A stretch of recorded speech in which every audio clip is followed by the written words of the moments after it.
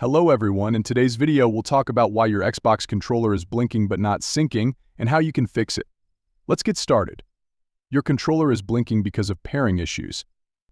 The blinking or flashing light usually indicates a pairing issue associated with range interference or too many connections. To fix these, resync your controller.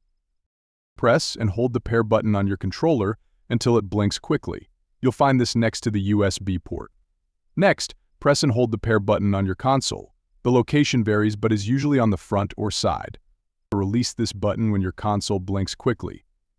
Give the devices time to sync. You'll know they're done when the blinking stops. Alternatively, use a USB cable to resync. Connect the controller to the console using a USB cable. The controller will vibrate to confirm the connection. Leave the USB connected until the light stops blinking. When it does, disconnect the cable so your controller syncs wirelessly. If none of these work, your controller's batteries may be dead. Dead batteries prevent your controller from syncing with the console. To charge your controller, connect the USB cable and plug it into your console or outlet. To replace the batteries, flip your controller, open the battery compartment, remove the old batteries, and put in new ones. Reattach the cover and power on your controller. That's it.